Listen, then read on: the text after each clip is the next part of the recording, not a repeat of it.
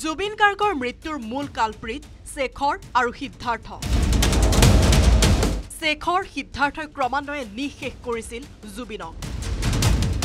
খাৰঘুলিত নতুন ঘৰ নিৰ্মাণৰ ক্ষেত্ৰত ষড়যন্ত্ৰ কৰিছিল শেখৰ সিদ্ধাৰ্থই। ষ্টাৰ্টিঙৰ পৰাই দাদাই যেতিয়া চাওক দাদাকটো গমেই পাইছে বস্তুটো বনাম মানে বনাম। চ' তাৰপিছত যেতিয়া মই সুধিব যাওঁ তেতিয়া মানে প্ৰত্যেকবাৰ ন'টিছ কৰোঁ যে সিদ্ধাৰ্থ আৰু শেখৰৰ মানে কিবা মুখৰ এক্সপ্ৰেশ্যনে বদলি যায়, বুজিছেনে?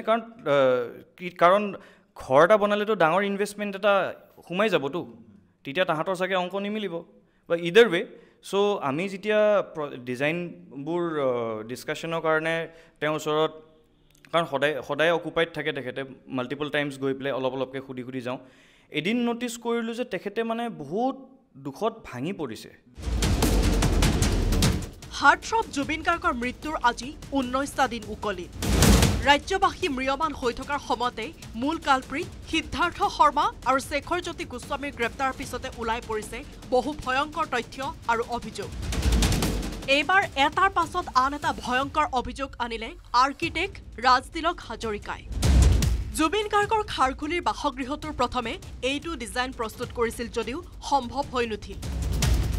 কাৰণ জুবিন গাৰ্গে নিৰ্মাণ কৰিব বিচৰা হেৰিটেজ ঘৰৰ প্ৰকল্পত বিভিন্ন সময়ত শেখৰ আৰু সিদ্ধাৰ্থই ষড়যন্ত্ৰ কৰাৰ অভিযোগ হাজৰিকাৰ।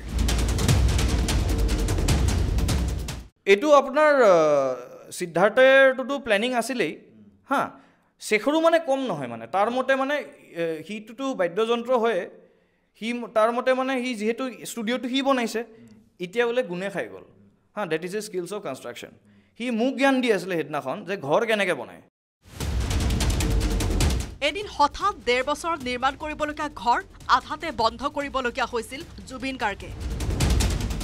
ধনৰ অভাৱত মুম্বাইত থকা ঘৰ পুৰণি হোৱাৰ বাবে বিক্ৰী কৰিব ওলাইছিল জুবিন গাৰ্গে। কিন্তু ঘৰ বিক্ৰী কৰাৰ ক্ষেত্ৰত বাধা প্ৰদান কৰিছিল মেনেজাৰ সিদ্ধাৰ্থ শৰ্মাই। আৰ্হি প্ৰস্তুত কৰাৰ পিছতে টকাৰ অভাৱৰ বাবে কান্দিছিল জুবিন গাৰ্গে। কথা পাতোতে যে তই নাজানো মই কিমান অকলশৰীয়া, তই নাজানো মই কিমান লোনলি, মোৰ একোৱেই নাই, মই একদম জিৰ', মানে তেখেতে একদম পূৰা এজন ভাঙি পৰা মানুহজনৰ নিচিনা। চ' মই দাদাক সুধিলোঁ যে দাদা এনেকুৱা কি হৈ গ'ল, মানে বস্তুটো আপুনি এনেকৈ কিয় ভাবিছে? চ' তাৰপিছত দাদাই কয় তই নাজানো মোৰ লাইবিলিটিজ কিমান, কৈ মানে কান্দি গ'ল মানে মানুহজন ঘপককৈ, বুজিছেনে? এতিয়া আপোনাৰ কান্ধত যদি জুবিনদাৰ নিচিনা মানুহ এজন যদি কান্দি যদি কয় মইতো গোটেইখিনি বস্তু দি থৈয়ে যাম, সেইটো এনেও পাব্লিকলি জুবিনদাই বহুতবাৰ কৈছে, কিন্তু গৰিমা বৌৰ কাৰণে আৰু দেউতাকৰ কাৰণে ঘৰ এটা দি থৈ যাম, যোনটো মই মৰাৰ পিছত মিউজিয়াম হ'ব। প্ৰথমবাৰ পৰিকল্পনা বাতিল কৰাৰ পাছত দ্বিতীয়বাৰৰ বাবে যোগাযোগ কৰে ৰাজতিলক হাজৰিকাক, কিন্তু দ্বিতীয়বাৰ অপমানিত কৰে আৰ্কিটেক্টজনক। কেৱল সিদ্ধাৰ্থই নহয়, শেখৰ গোস্বামীয়েও বহুবাৰ অপমান কৰিছিল আৰ্কিটেক্টজনক। তাহাঁতৰ মতে মানে তাহাঁতি বনালে চাগে তাহাঁতি পইচা মাৰিব পাৰিলে হয়। এতিয়া দায়িত্বটো দাদাই মোক দিছিলে, আৰু আমি প্ৰফেচনেলি ট্ৰেইন হৈ পেলাই কিহৰ কাৰণে আহিছোঁ? আমি অসমখন বনাবই আহিছোঁ, মইতো বম্বেতে আছিলোঁ, হয়নে? কোনোবাই যদি কয় যে ই ইনফ্লুৱেঞ্চ লগাই পেলাই হেৰি কৰিছে, মোৰ মাৰ্কশ্বিটখন এটাই ডিগ্ৰী আছে চাই লওক। চ' গতিকে দাদাই পাৰ্চনেলি হেৰি কৰিছিলে, আমি চব ৰেডি আছোঁ, চব টিম আছিলে। এহঁতে মিউজিকৰ লাইনৰ পৰা আঁতৰি পেলাই কনষ্ট্ৰাকশ্যনৰ চিনত ইমান কিহৰ কাৰণে ইণ্টাৰেষ্টেড? দাদা আৰু বৈহে থাকিব, মই তেহঁতৰ মতেহে বনাম।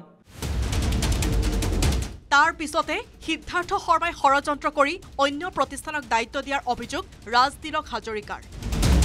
জুবিন গাৰ্গৰ মৃত্যুৰ পিছত এতিয়া এনেদৰে আছে খাৰঘুলিৰ ঘৰটো।